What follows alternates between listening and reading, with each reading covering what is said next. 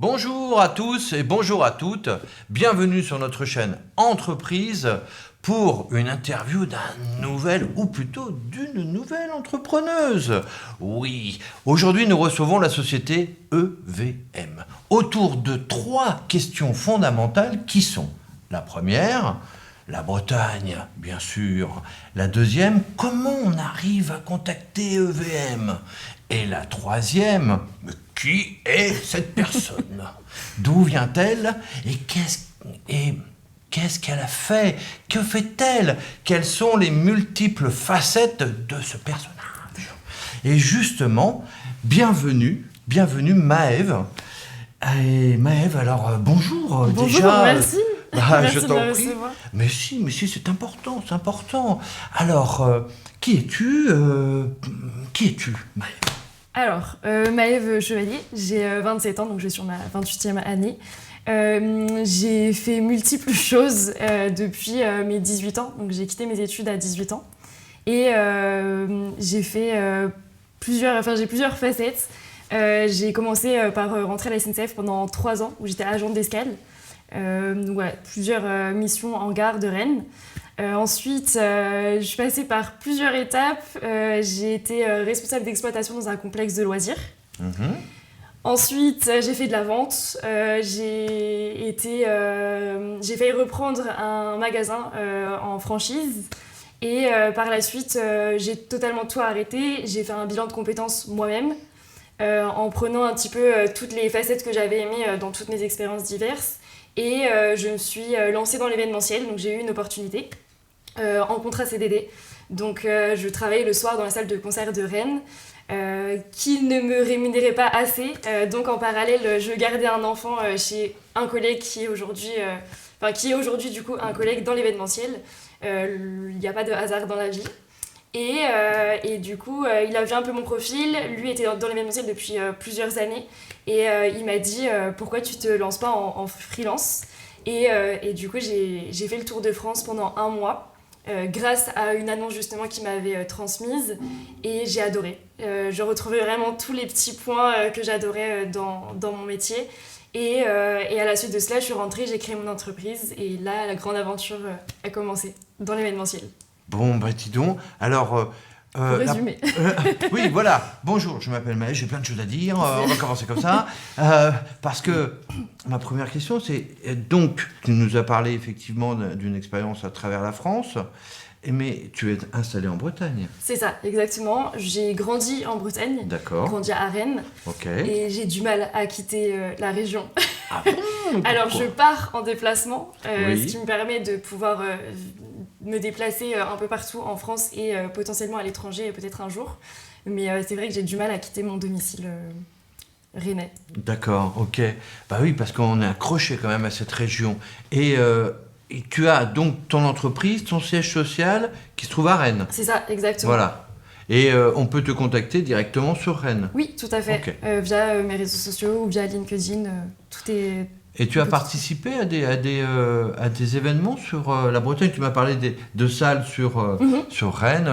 On les cite, on les connaît? Oui, bien sûr, on peut les citer. On peut les citer. Le Liberté, par exemple. C'est ça, le musical. Voilà. Exactement. Donc, quand même des salles qui reçoivent énormément de monde. Et qu'est-ce que tu faisais dans ces salles-là? Je m'occupais de la partie ouvreur, donc Ok. ce qui consiste à, on va dire, l'ouverture des portes, le scan, ensuite l'orientation en salle pour pouvoir rejoindre sa place, et à l'intérieur de la salle, vraiment toute la partie placement, donc numérotation des sièges, orientation des clients, plainte, ce qui arrive aussi. Voilà, gestion de toute cette partie-là en lien avec la production et le régisseur général de la salle. Bon, eh bien, effectivement, ça fait beaucoup de choses à gérer. Donc ça, c'est une expérience. Tu as commencé comme ça. Tu as fait ça. Oui, alors du coup, en repartant un petit peu sur mon bilan de compétences, j'avais envie de déplacement, de par du coup mon papa qui était à la SNCF, que j'ai vu toujours partir sur les routes de France, donc ça faisait partie aussi de mes critères. J'ai passé 2 entretiens pour être justement contrôleuse auparavant, qui n'ont pas abouti, mais finalement c'est une bonne chose. Mais en fait, oui. Si j'en suis ici, c'est que c'est une bonne chose. Du coup, j'avais les déplacements, les horaires atypiques que j'ai toujours connus depuis mes 18 ans, donc horaires toujours en décalé, de nuit.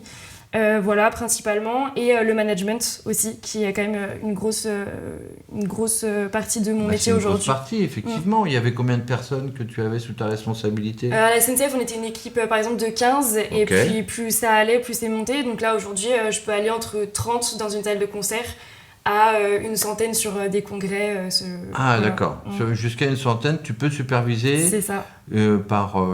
J'imagine par des multiplications, parce que... Ou 100 personnes en direct. Non, on est plusieurs en général. Plusieurs. Je gère en fait des chefs d'équipe, ce qu'on appelle, et ensuite en dessous, il y a les agents d'accueil qui peuvent être, par exemple, du vestiaire, du scan, un petit peu de...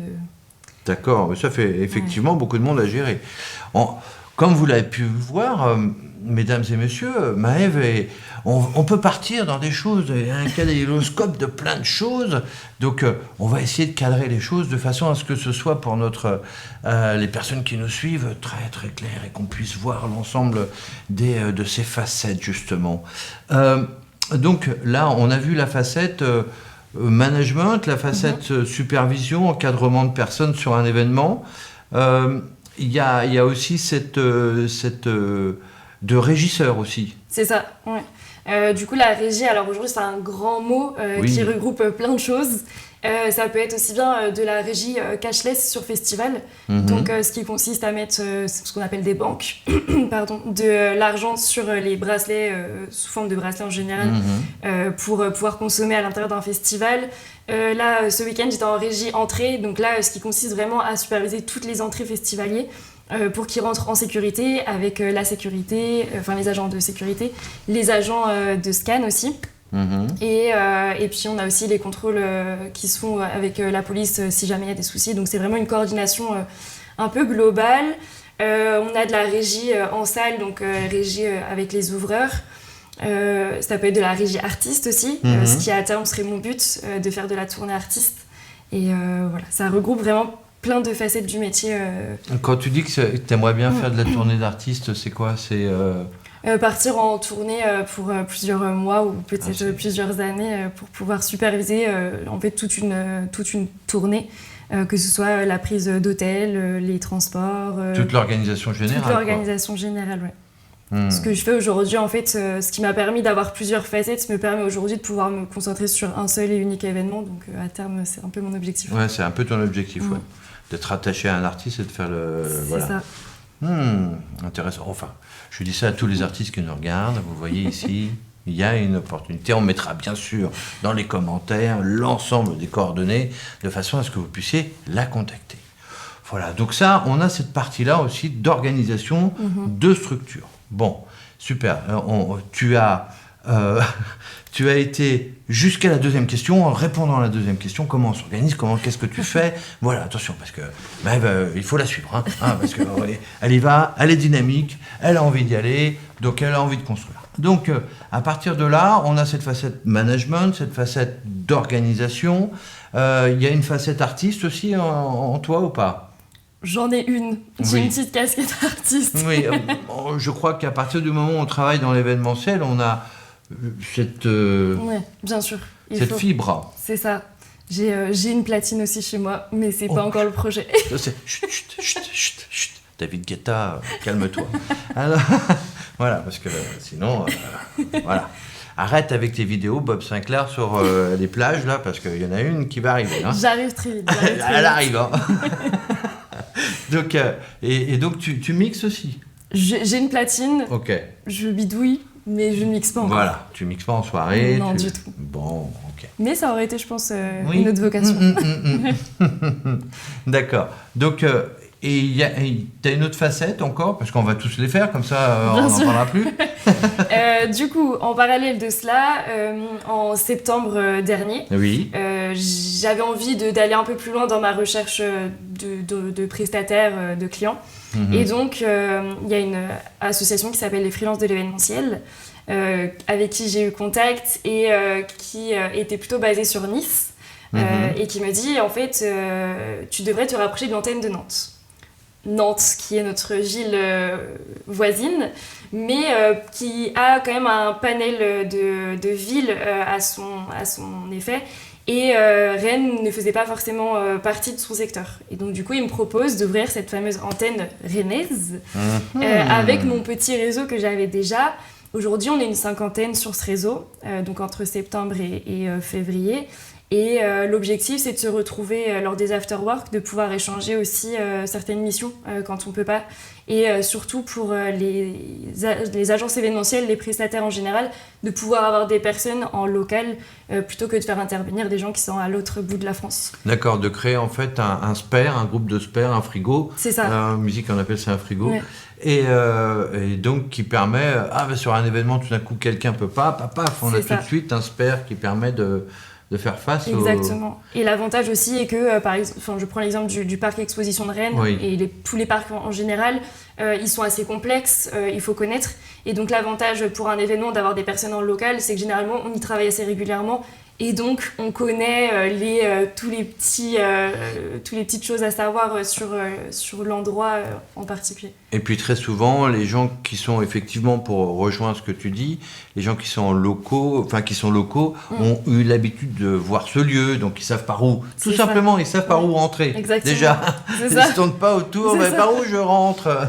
Voilà, c'est basique, mais c'est un temps qu'on gagne. On gagne énormément de temps, surtout quand on sait que le Parc Expo, il y a 10 halls différents. C'est pour ça il faut pouvoir s'y retrouver et savoir où se situe donc, le fameux magasin où il y a le matériel et les autres halls. C'est vrai que c'est plus pratique de prendre des personnes en local. Qui ont déjà travaillé. Ouais. Donc, cette association, j'imagine, à but non lucratif, oui, c'est une association. Comment c'est venu à un moment donné de te dire tiens, donc tu as récupéré l'antenne de Nantes, Nice t'a dit voilà, et tu te dis je m'en occupe. Eh bien, en fait, j'ai toujours cette fibre en moi de pouvoir faire évoluer, on va dire, si je peux dire, les autres, de vouloir toujours à ce qu'ils atteignent leurs objectifs, peut-être mon côté un peu management RH que j'ai. Et en fait, c'est venu de ça, je pense, de pouvoir aider les autres et de pouvoir créer un lien, un échange. Aujourd'hui, en effet, c'est une association. L'adhésion, elle n'est pas très chère. Pour les moins de 30 ans, elle est à 30 €. Au-delà, elle est à 80 €. Donc, c'est vrai que c'est une association qui reste quand même assez accessible. Et donc, voilà, je pense que c'était la principale... Et en plus, j'ai eu dire que tu travaillais sur ce sujet-là avec Marianne Corbel. Exactement. Voilà. Petit coucou au passage. Petit coucou à Marianne. Pour véritablement encore plus agrandir la structure, structurer les choses encore plus grandes, de façon à avoir de plus en plus d'adhérents. Exactement. En fait, on est principalement tous basés à Rennes. Marianne est sur Vannes, ce qui permet en fait d'élargir notre réseau en Bretagne, peut-être Brest un jour et pourquoi pas la Côte d'Émeraude, mais en tout cas c'est vraiment cet objectif-là de pouvoir se rencontrer et d'agrandir encore plus le réseau. Voilà, oui, c'était l'objectif principal. Donc aujourd'hui j'ai 2 co-animateurs parce qu'évidemment je suis pas mal sur les routes de France. Ah bon, mais non, étonnant. C'est étonnant. Et donc j'avais pas forcément le temps à dédier, à consacrer en tout cas tous les mois pour pouvoir vraiment entretenir ce réseau. Et donc il me fallait 2 co-animateurs. Donc il y a également Julien qui est à mes côtés sur l'antenne de Rennes et Marianne sur l'antenne de Vannes. Donc en fait, je résume. En fait, Maëve, elle voit quelque chose, elle s'en saisit. Et une fois qu'elle a construit quelque chose, elle se dit, bon, alors maintenant, lui, il va m'aider, parce que moi, il va falloir que je saisisse autre chose, pour pouvoir mettre quelqu'un d'autre. C'est à peu près ça. C'est ça, exactement. Et ce qui permet de mettre en lumière aussi, du coup, ces 2 personnes à mes côtés. Ouais. Donc à chaque fois, tu marques et tu mets des briques autour d'un petit mur, voilà, et tu construis des choses aussi diverses et variées que la somme de tes activités. Exactement. Voilà. Exactement. Et qui peut, je reviens sur cette association de freelance, je dis freelance, mais tu peux avoir... Ouais, c'est uniquement un freelance, d'accord. Ça porte son nom. Et tu as des intermittents du spectacle? Non, full freelance. Full freelance, voilà, il faut bien cadrer les choses. Voilà. Et à partir de là, tu as des réunions qui se font, tu as des informations, il y a un site, il y a un machin, une newsletter.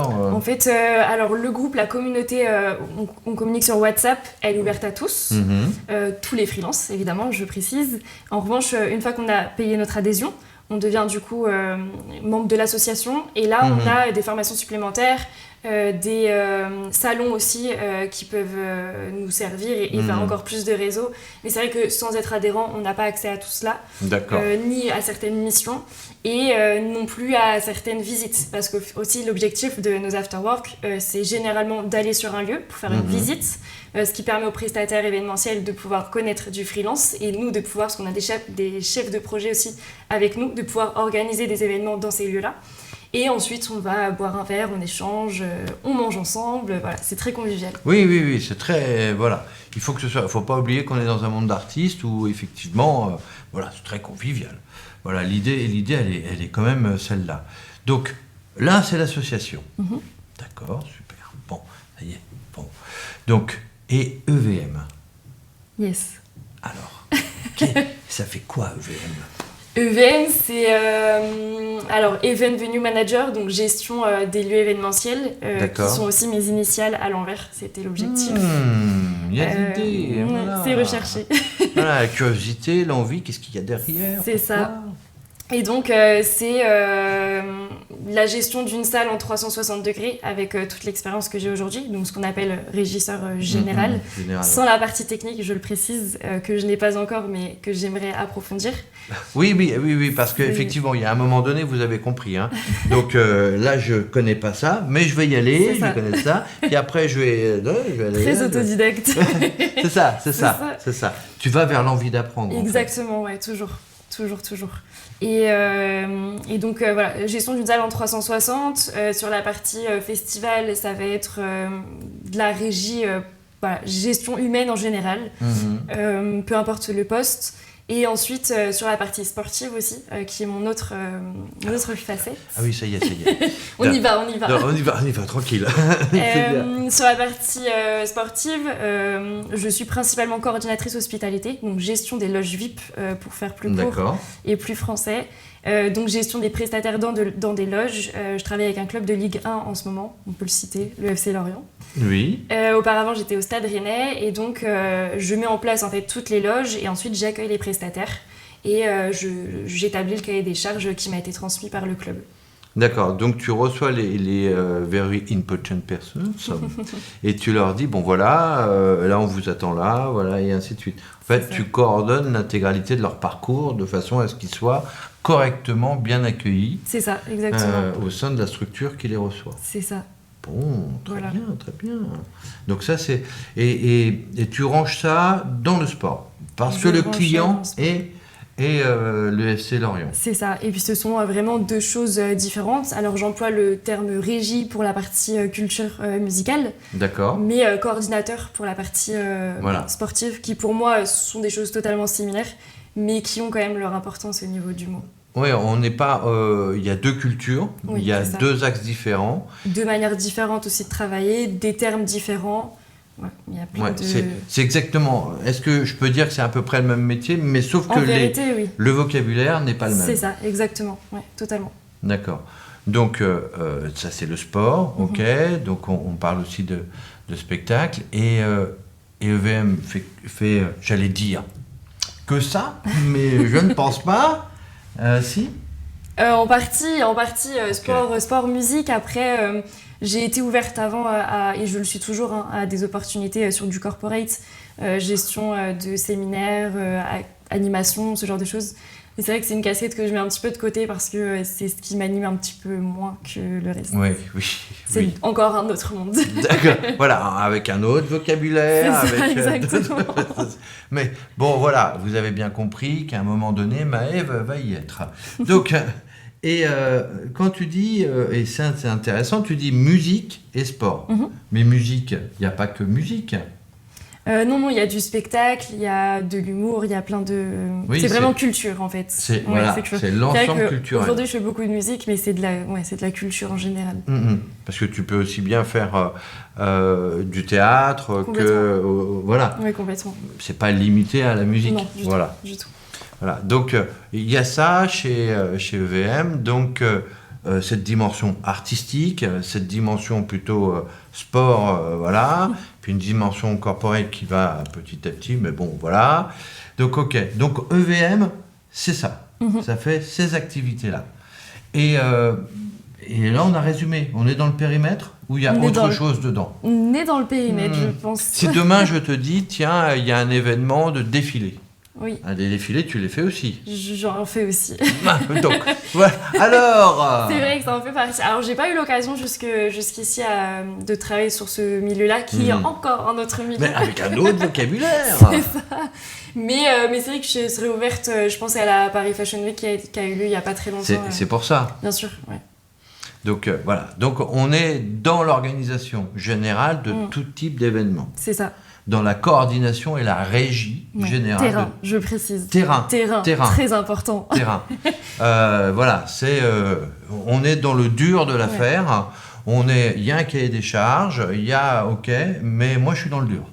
Donc comment je gère les hommes sur le terrain, qu'est-ce qu'il y a, c'est quoi le cahier des charges, où on est l'organisation générale, comment je me positionne, comment je positionne les personnes pour qu'elles soient au rendez-vous des promesses qu'on a faites au public. C'est ça, exactement. C'est ça ? Oui, c'est très bien résumé.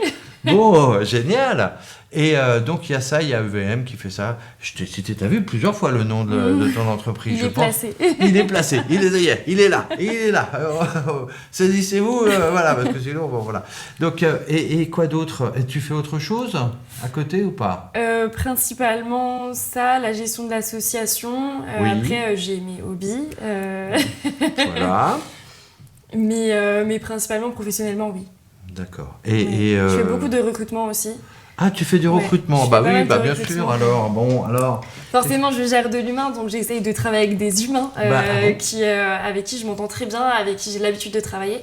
Mais c'est vrai que je suis ouverte aussi à de nouvelles têtes. Mais ouais, je fais pas mal de recrutement. Alors généralement, c'est pas moi qui les embauche directement.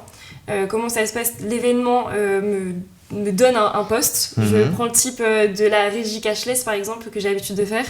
J'aime bien, alors on manipule beaucoup d'argent, etc. Il faut beaucoup de confiance.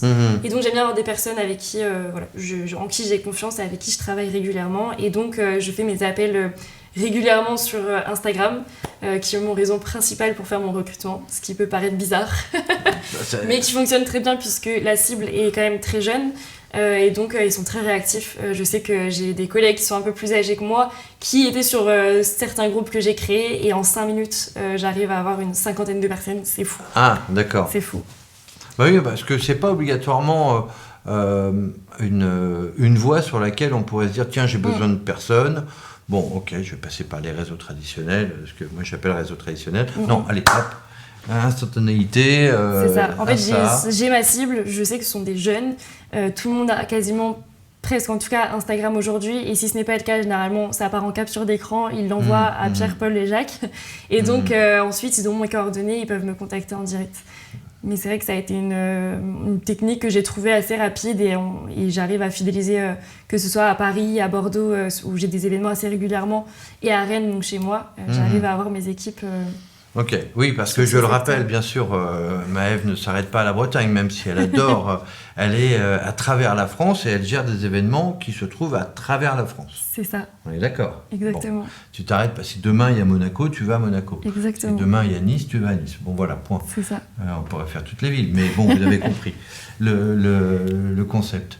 Donc, il y a une régie, tu fais aussi du recrutement, donc, et ton entreprise, c'est quoi le statut de ton entreprise? Alors, je suis en freelance, donc auto-entreprise. Oui. Voilà. J'ai voulu agrandir mon entreprise il n'y a pas très très longtemps, qui est toujours dans ma tête, pour justement faire du recrutement et ouvrir une agence d'agents d'accueil pour les salles de spectacle. Donc, c'est dans ma tête, c'est en cours, c'est en construction. Ça se fera peut-être bientôt, peut-être plus tard, mais voilà. Oui, faisons confiance. À un moment donné, vous avez compris, ça se fera. C'est ça. Quand? Voilà, c'est juste un quand qu'il faut poser avec Maëve la question. C'est pas quoi, c'est un quand. Voilà, c'est tout. Voilà. Donc, il y a tout. Et comment? Moi, ça m'intéresse. Bon, on part de ça. Tu m'as parlé de la SNCF, tu m'as parlé de 18 ans, tu m'as parlé de cette envie d'entrepreneuriat, cette envie de manger les événements par les deux bouts, de vraiment le prendre dans sa globalité et dans son apprentissage. de ce qu'elle apporte, parce que les événements apportent énormément en termes de vie, de compréhension et puis de confiance en soi aussi. Sur pas mal de choses. Donc, à partir de ce moment-là, comment tu t'es dit, tiens, je me lève le matin et je me dis, tiens, j'ai envie de faire ça. Le statut? Oui, parce que tu as commencé cette interview en disant, bon alors voilà, moi j'ai fait ça. Bon, ok. On va... D'où ça te vient? T'es arrivé à... Par exemple, je prends Maëve, 14 ans, 15 ans, 16 ans, qui se dit, tiens, demain, je vais révolutionner le monde, vous allez entendre parler de moi à travers all over the world. Non, c'est à un moment donné, il y a eu... Qu'est-ce qui fait que Maëve veut manger la vie comme ça? Eh bien, je pense que c'est parti donc en 2019. J'ai, on va dire, fait un burn-out pendant 3-4 mois où ça a été assez compliqué. Et je me suis dit, il faut que justement, c'est là où j'ai fait mon bilan de compétences, où je me suis dit, il faut vraiment que j'arrive à trouver ce que j'ai envie de faire avec tous les petits critères que j'ai annoncés en début de cette interview, donc les horaires décalés, les déplacements, etc. J'ai pris un job alimentaire pendant 1 an. Et à la suite de cela, du coup, je me suis lancée. Donc après le Tour de France, c'est là où je me suis dit, ok, j'ai envie justement d'avoir mon mindset pour la gestion de mes équipes, chose que je n'arrivais pas à imposer avant quand j'étais ne serait-ce que chef d'équipe dans des entreprises, parce qu'évidemment, il y a toujours cette pyramide. Et donc, corporate, très corporate. Et donc, du coup, j'avais envie un peu de casser ces chaînes-là et de me dire, en fait, j'ai envie d'apporter quelque chose de nouveau. Je pense que la Gen Z, comme on dit aujourd'hui, ne se manage pas de la même manière qu'une autre génération. Et donc, voilà, j'ai 27 ans, je travaille avec des personnes qui ont aujourd'hui 18-20 ans. Je sais par où ils sont passés et par où ils passent actuellement, et ne serait-ce que par leurs études qui sont une charge mentale importante. Et donc, voilà, j'arrive à créer, je pense en tout cas, ils me le rendent très bien, une alchimie, une connexion. Et c'est vrai que parfois, on rentre même un peu dans du perso lorsqu'on échange. Et en fait, on rentre même, j'ai envie de dire, sur du conseil, parce que du coup, ils viennent chercher des informations pour la suite de leur parcours. Et c'est vrai que j'aime beaucoup... Là on revient sur cette notion d'accompagnement. Ouais. Je vois très bien que c'est une corde sensible, pas sensible, mais c'est une corde qui résonne en toi. Oui, tu vois, ouais. c'est ce qu'on appelle les cordes sympathiques. Tu joues un accord et il y a une corde qui sonne à côté. Voilà, qui à un moment donné, voilà, je te pose la question de qu'est-ce qui fait que Maëve mange la vie, et Maëve tout de suite elle revient en disant mais j'adore accompagner les autres, ce sont les autres. Voilà. Non mais c'est ça, c'est exactement ça. Ouais. Ouais. Tu m'as parlé de ton bilan de compétences. Quand tu fais... Mais j'ai cru entendre, peut-être à tort, au début, que ce bilan de compétences, tu l'as fait toi-même. C'est ça. T'as fait ta carto. C'est ça. Voilà. Tu t'es dit, tiens, voilà, alors la terre du milieu, là, il y a ça, là, il y a ça, là, il y a ça, il y a Mordor et tout ça. Hop. Et tu t'es fait ta petite carte, ta carto, et t'as dit, là, ce sont mes valeurs. C'est ça. Après, alors peut-être que ça vient de cela aussi. J'ai toujours eu une culture musicale. J'écoute de la musique tous les jours. Et donc, je pense que j'ai vraiment pioché pas mal d'informations assez différentes. Les déplacements, les horaires atypiques, la musique. J'ai rencontré pas mal d'artistes aussi ce que j'étais à la SNCF. Il y a beaucoup de passages, etc. J'ai pu échanger avec certaines personnes. Et donc, c'est vrai que leur train de vie, j'appréciais leur train de vie et je me dis pourquoi pas aller sur cette branche-là. J'ai fait aussi certains films en tant que figurante.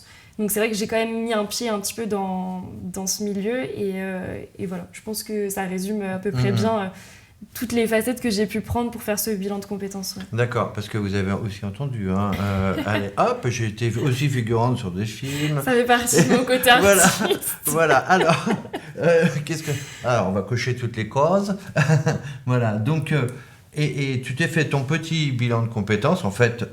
Je vais le résumer par une image.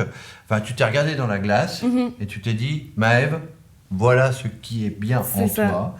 Voilà ce que tu vas pouvoir mettre en avant. Quels sont mes talents dans lesquels j'ai une zone de confort, dans lequel je vais pouvoir m'éclater. Exactement. Et là, tu te dis, maintenant que j'ai trouvé ça... Là, je pense que je suis à ma place. Je prends ma carte dans ma pocket et je fais ma route. Exactement. D'accord. Exactement. Et donc, tu as commencé après... ce regard dans le miroir, et tu as commencé par quelle expérience? Tu as fait quoi? Tu t'es dit, tiens, pendant une année alimentaire, il faut se mettre en face des choses un peu matérielles. Et après, tu dis d'abord, ok, maintenant je fonce et je vais là. C'est ça. Du coup, j'ai donc commencé par les salles de concert, Liberté Music Hall, où j'étais en contrat CDD. Donc ça représentait à peu près 1 à 2 soirées dans une semaine, sur 3 heures de temps. Donc c'est pas cher payé. Et donc en parallèle, j'ai gardé ce fameux enfant qui est l'enfant d'un collègue à moi, mais à ce moment-là, je ne le savais pas. Et c'est vrai qu'il m'a apporté beaucoup. Moi, j'appelle ça un peu un mentor. Et même sur la partie salle de concert, les régisseurs généraux m'ont apporté beaucoup de contacts, beaucoup de tips. Et donc, à la suite de ça, j'ai fait donc le Tour de France, qui a été une expérience incroyable. Le Tour de France. Ouais. Qui a été une expérience incroyable. C'est incroyable, le Tour de France. J'en garde un super souvenir. 1 mois de déplacement avec une personne que je ne connaissais pas et qui est aujourd'hui une superbe amie, qui était mon binôme. Donc moi, je conduisais un van, j'ai fait à peu près 3000 km sur 1 mois, ce qui est énorme. Et ma collègue, elle, vendait à l'arrière la presse, donc l'équipe, Femme Actuelle, etc. Et on vendait donc la presse plus un goodies, donc soit un parapluie, une casquette, ce genre de choses. On est parti d'Espagne, on a fait vraiment Clermont-Ferrand, toute la boucle. Donc ça, c'était en 2023. Et à la suite de mon retour du Tour, le retour a fait mal. En quoi il a fait mal, ce retour ? De se retrouver seul chez soi, de reprendre la route classique, parce que du coup, on est 1 mois sur circuit, donc on prend les ronds-points à l'envers, on prend les feux rouges voilà, devant la police. Et parce que du coup on est escorté et c'est vrai que le retour, et puis on a pas mal de personnes sur les bords de route, donc là sûr. En fait on se retrouve dans sa voiture, on ne fait plus coucou à personne, ou alors ou alors on est très étrange. Voilà. Et donc du coup voilà, c'est vrai que ça coupe une bulle d'un coup du jour au lendemain, donc c'est vrai que ça a fait mal. Et je pense que si je fais un jour de la tournée artiste, que j'espère, le retour à la maison fera aussi du mal. Parce que ça accompagne, effectivement, il faut accompagner des artistes qui... ça, c'est un point de vue, j'ai l'impression qu'on le partage, mais effectivement, quand un artiste ou quand quelqu'un travaille dans le monde du spectacle et qu'il a, il a fait une tournée, 86, 90 dates, eh bien, après, il est tout seul sur son île. Ouais, c'est compliqué, je pense. Ouais, c'est compliqué, c'est très, très, très compliqué. Je pense d'ailleurs, c'est compliqué. Voilà, je pense que, voilà, bon. Mais bon, après ça se travaille aussi, je pense, et faut toujours savoir être bien entouré. Mais c'est vrai que le retour a fait du mal. Après, il a aussi fait du bien, parce qu'on retourne chez soi, on retrouve sa famille. J'ai un chien, donc je retrouve mon chien. Ah mais oui, voilà. Il y a eu ces chiens, Donc d'ailleurs, faites le bon choix avant de prendre un animal, parce qu'on ne sait pas de quoi demain est fait, et on n'abandonne pas son animal. Non, voilà, non, mais ça, oui, bien sûr. Donc oui, c'était le Tour de France. À la suite de cela, je me suis mis en auto-entreprise. Et j'ai signé, je crois, 1 semaine après sur le club de foot à Lorient. J'ai aussi fait l'hippodrome de Saint-Malo. Enfin, là, j'ai commencé par des petites missions, si je peux dire. Pas du tout, parce que du coup, le FC Lorient est un très très gros prestataire pour moi. Oui, parce que l'hippodrome de Saint-Malo... aussi. Voilà, j'ai fait une petite mission, l'hippodrome de Saint-Malo, un petit truc, pas grand-chose. Non, c'était très bien et très bonne expérience. Et donc, ce qui m'a permis aussi de prendre la main sur toute la partie administrative, facturation, devis, tout ce genre de choses dont on ne nous apprend pas, en fait, quand on se lance. Et donc, voilà, j'ai pris mon expérience au fur et à mesure. Les salles de concert se sont concrétisées aussi. Aujourd'hui, je travaille avec une production, je travaille sur d'autres salles, et pour le coup, partout en Bretagne. En tout cas, je fais Lorient, Nantes et Rennes aujourd'hui. Je suis allée jusqu'au Havre, jusqu'à Rouen, pardon. Et tu travailles aussi avec des labels ou... Pas encore. Pas encore. Je suis ouverte. Bon, les labels, vous pouvez la vous contacter. Vous regardez la description. C'est ça. Non, pas encore, mais c'est vrai que la production locale m'a aussi beaucoup apporté, parce que j'entretiens toujours le côté apprentissage, on apprend constamment. J'ai fait de la régie générale avec un collègue très récemment pour apprendre, en fait. J'apprends tout le temps. D'accord, donc en plus, ça t'a permis d'avoir un réseau. Complètement. Et de toute façon, le freelance n'est que ça dans la musique. Enfin, dans l'événementiel, j'ai envie de dire, je concentre tous sur la musique. Tu concentres tous sur la musique. Mais je suis plein dedans, peut-être en ce moment, c'est pour ça. Ouais, c'est pour ça, oui, oui. Ouais. Mais tu fais pas que de la musique, tu fais de la culture en règle générale. C'est ça, exactement. Événementiel, même si événementiel, je voilà. Vraiment à tout. Mais... C'est la partie opérationnelle des sociétés d'événementiel qui, à un moment donné, décident de répondre à un client sur telle ou telle chose. Et puis, de déléguer cette partie de terrain. Et après, il faut organiser tout ça sur le terrain. Il faut avoir quelqu'un qui soit le relais, sur lequel on peut compter, qui comprenne bien les objectifs. Et bien, toi, tu es cette personne-là. C'est ça, exactement. Voilà. Je mets en place les choses, ça veut dire faut cadrer. Voilà, ça veut dire que la personne, elle sait quelle dimension électrique, énergie générale, les personnes qu'il faut mettre à tel ou tel endroit, les traiteurs, comment ça arrive, comment ça se gère, le catering. Enfin bon, voilà, l'organisation. C'est la vision plutôt sur le terrain. Il y a toujours des choses à adapter en fonction du lieu, de plein de choses. Et c'est vrai que j'ai, en tout cas, je pense avoir cette vision-là aujourd'hui qui est plutôt très concrète au bout de 5 ans. Oui, enfin, et puis elle se détermine pas par une somme de diplômes que tu aurais pu acquérir. Pas du tout. Mais avant tout par la somme des expériences que tu as su additionner et combiner. Exactement. Ouais, au niveau études, c'est vrai que j'ai un peu swipé cette partie-là. J'ai fait un bac pro gestion administration, donc ce qui me sert énormément aujourd'hui dans ma partie administrative. Voilà. Et puis peut-être pour faire justement du soutien aux productions si un jour il y a besoin. Mais c'est vrai que c'est pas du tout la direction que j'ai prise ensuite, mais qui me sert toujours. Quand même dans mon entreprise et pour moi-même aussi en perso. Mais c'est vrai qu'après toute la partie études dans le sein de l'événementiel, j'en ai pas du tout fait... très autodidacte, très terrain. Oui. C'est comme tu l'as dit aussi tout à l'heure, tu t'es regardé dans le miroir et tu vas dire toutes ces expériences-là, je vais les prendre. Je vais les combiner, je vais tout concentrer et je vais en faire quelque chose. Et voilà, c'est cette force de volonté qu'on ressent à travers l'échange que nous avons, c'est la volonté de conquête de terrain. C'est ça, exactement, ça résume très bien. C'est ça. Bon alors, Rennes, oui, mais je vais me mettre avec Marianne à Vannes, comme ça on a un terrain plus grand. C'est ça, exactement. Peut-être ça part de mon nom, je ne sais pas. Chevalier, on ne sait pas. Voilà. Ah, j'ai pas fait la liaison parce que je voulais pas, mais voilà, je crois que les choses ne sont pas là par hasard. C'est ça, exactement, il n'y a pas de hasard, Et donc c'est très bien, tu as décidé de construire tout ça, de faire ce petit bloc, cet ensemble de choses. Et tu as aussi des passions, des choses sur lesquelles tu t'éclates ou... J'ai fait... Est-ce que tu as le temps? Parce qu'avec tout ce que tu fais... le temps. Ouais, je trouve le temps quand même. Alors déjà, me ressourcer quand je suis à Rennes, j'essaye d'aller au maximum sur la côte. Mes parents sont sur la côte, donc on essaie d'aller prendre un peu un bon bol d'air. J'en fais plus, mais j'ai fait de la moto. J'ai eu un accident il y a 2 ans. Oui. Du coup, voilà, de la moto qui fait quand même partie de ma vie, mais je reprendrai plus tard. J'ai fait de l'équitation, j'en fais, mais plutôt, j'en fais plus en club, je fais ça l'été. Et puis je fais du modeling de temps en temps, quand j'ai le temps, je passe en studio. D'accord. Voilà. Oui, parce qu'il y a un moment donné, il ne faut pas s'ennuyer. Et puis il faut prendre du temps pour ça aussi, ça en fait partie. Voilà. Et ce qui, je pense, m'a aussi permis de prendre confiance en moi, de pouvoir m'exprimer devant un public, parce que quand on a une équipe de 30 à plus devant soi, il faut prendre la parole, on n'a pas le choix. Et c'est surtout que nous donnons la trame pour la journée ou la soirée, et on n'a pas le droit de se louper, entre guillemets.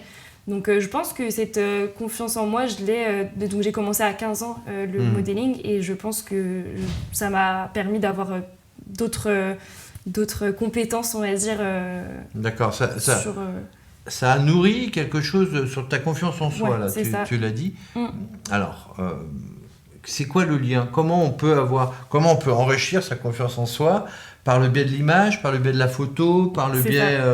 Par la photo, j'ai un photographe avec qui je travaille depuis maintenant plus de 10 ans en studio, et qui a une approche en fait où lorsqu'il vous prend en photo, vous avez un retour image direct. Ah. Donc on se voit directement face en miroir en fait. Et du coup, ce qui nous permet de s'adapter, de rééquilibrer certaines choses.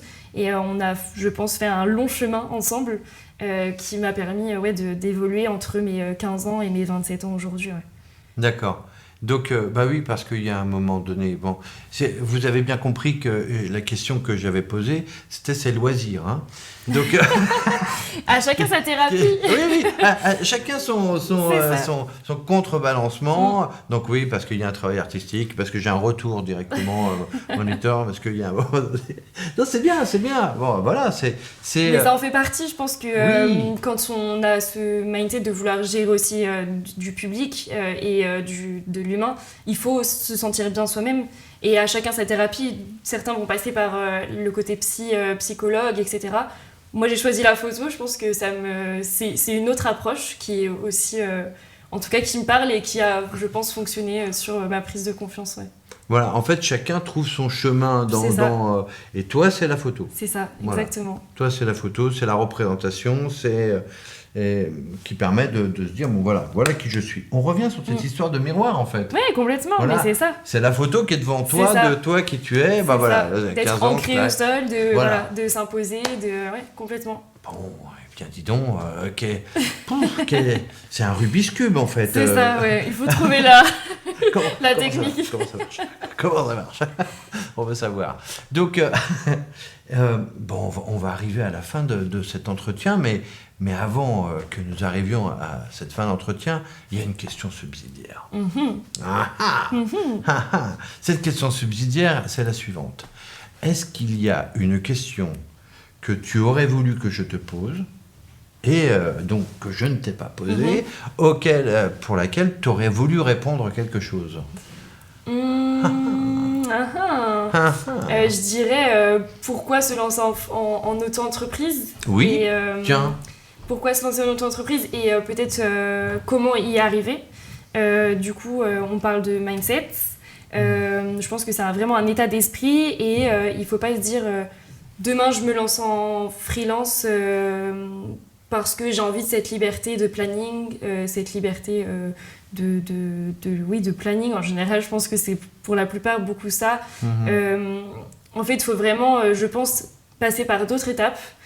Parce qu'il faut beaucoup de réseaux et je me perds un peu dans ce que je dis, mais il faut beaucoup de réseaux et on n'y arrive pas du jour au lendemain. Donc je pense que de passer par le CDD, CDI, voilà, de se faire une autre expérience avant, de savoir si ça nous plaît, parce que aussi on a zéro sûreté derrière, qu'elle soit financière.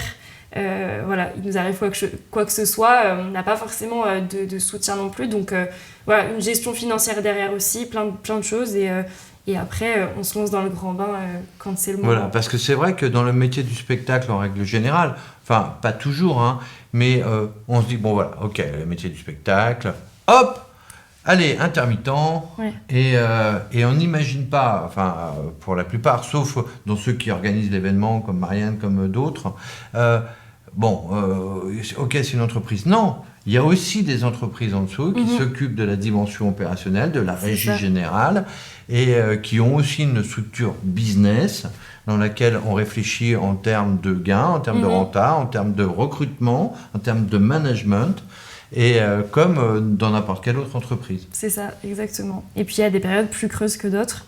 Le mois de décembre, le mois de janvier à peu près.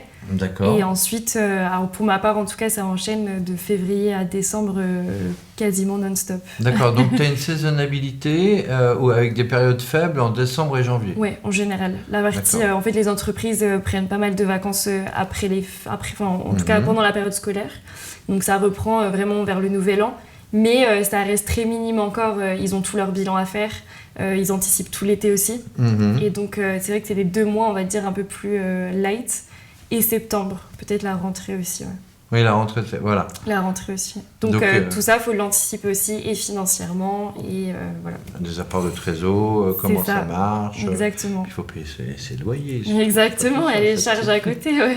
Voilà, c'est ça. Donc oui, auto-entreprise, oui, mais je pense qu'il y a un parcours à faire avant de se lancer. Pareil, on parlait d'intermittence, l'intermittence n'est pas valable pour tout. Sur la partie, je pense au sport et corporate, ils ne prennent pas trop d'intermittents. Non. Donc c'est plus du freelance. Et il faut savoir faire la balance. En fait, je sais qu'aujourd'hui, je suis en train de me poser la question de savoir si je ne me passe pas en intermittence dans l'année. Parce que ça représente quand même, je dirais, 90% de mon temps, la culture. Donc Voilà, D'accord. c'est des choix aussi à faire et à réfléchir avant de se Oui, lancer. là c'est la question que tu posais tout à l'heure. Est-ce que je fais grossir ma boîte ou est-ce que je prends une partie intermittence en fait? C'est ça, exactement. Ouais. D'accord. Ouais. Bon. Donc il y a plein de questions de se poser avant de se lancer en auto, mais en tout cas c'est un très beau chemin, on a une liberté folle et si je peux, je ne retournerai pas en arrière. Non, bah non, j'avais bien compris. Bah non, parce que avancer, oui, reculer, non. Non, c'est pas dans mes valeurs. Ça, je comprends pas. Reculer, pourquoi faire? Pourquoi reculer? Alors, bon. C'est ça. Ok. Bon, bah super, merci beaucoup Merci à toi. de cet entretien. Est-ce que tu as passé un bon moment? Un très bon moment. Bon, Merci génial. Donc, j'invite la totalité des gens qui nous suivent à liker la totalité de cette vidéo, à contacter Maëve si vous avez une idée un peu fofolle ou une idée normale, complètement. Et puis, dès lors, de contacter. Contactez dans le sommaire, et puis aussi de mettre dans les commentaires ce que vous en avez pensé, et puis si vous avez des suggestions, des choses comme ça. Donc je tiens à remercier véritablement l'ensemble de l'équipe. Alors quand je dis l'ensemble de l'équipe, nous avons derrière Gilda à la caméra, nous avons notre ami Pierrick au cadre général administratif, et puis justement nous avons aussi l'opportunité de pouvoir financer l'intégralité de cette vidéo par des liens Tipeee, et aussi bien sûr si vous ne pouvez pas rémunérer ou envoyer quelques subs diverses et variés, vous pouvez liker et aussi nous écouter sur Apple Podcast et sur Spotify, et puis nous voir sur Insta, enfin à peu près l'ensemble des réseaux, sur LinkedIn, sur la totalité. Et puis n'hésitez pas à suivre nos prochaines vidéos et à liker et à vous abonner si ce n'est pas fait. En tout cas, merci beaucoup Maëve. Merci beaucoup. Merci et puis, de m'avoir reçu. C'est moi, c'est nous, voilà. Et puis à très bientôt. Au revoir.